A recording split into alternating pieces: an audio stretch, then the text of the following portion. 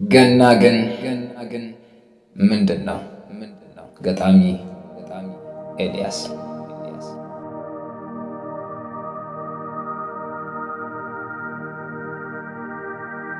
ጥያቄ ራሴን ጠየቅኩኝ፣ አሰላሰልኩኝ፣ ዝም ብዬ አሰብኩኝ፣ እንደ እብድም ሆንኩኝ። ከሰው ተገለልኩኝ፣ ሰው ውስጥም ገባሁኝ። 6 ሰዓት ተኝቼ 9 ሰዓት ነቃሁኝ። ጠይቄም አስቤም ምላሽን አጣሁኝ። ብቻዬን ተከስኩኝ። እንደገና ጠየቅኩ፣ ሰዎች ሰበሰብኩኝ። ጋሼ ብዬ አንድ ሰው ጥያቄን ባደርሰው ራሱን ጠይቀው ሄደ ሳይመልሰው። አይሰው ወንድም የአንድ ጊዜ ጥያቄ ጠይቄ ራሴ መተከዜ። አምላክ ሰው አይሆንም በምንም ከሃዲ መናፍቅ እኛ ይህን አናምንም። ምርጥ ሰው ነበረ አምላክ ያከበረ። አይሁዶች ገደሉት ሞተ ተቀበረ። በረረ ብዙ ዘረዘረ እርሱም ተናገረ ብቻ ቀባጠረ።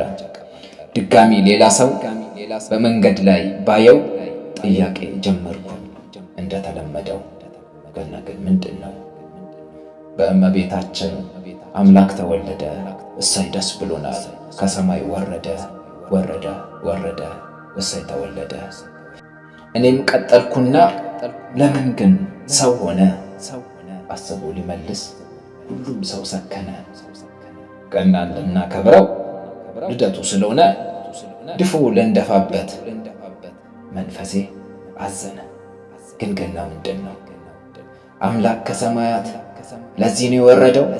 ውስጤ ያቃጭላል የማላውቀው ስሜት ልናገር ላምቀው ከብዶኛል ማስረዳት።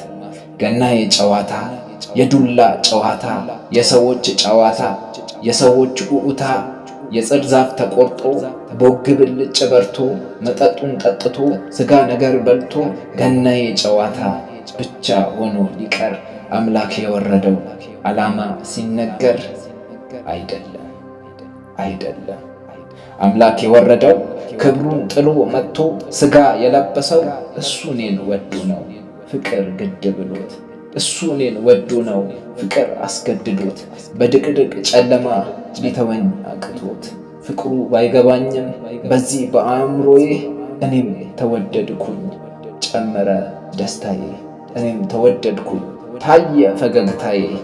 ለገና አይደለም ልደቱን ልቆጥር ልደቱን ላከብር። አምላክስ የመጣው ሊያድነኝ በፍቅር። እንደዚህ እስከሆነ ስለምን ወደደኝ? በምን ተወደድኩኝ? ድጋሚ ጥያቄ አንዱን ስመልሰው ሌላ ለማወቄ። በቃ ተወደድኩኝ፣ እንዲሁ ተወደድኩኝ። ከዚህ ምክንያት ውጪ ፈልጌ አጣሁኝ። ገና ግን ምንድነው? ደግሜ አልጠይቅም። አሸሸ ገዳሜ ጨዋታን አላውቅም። ግን ገና ምንድነው?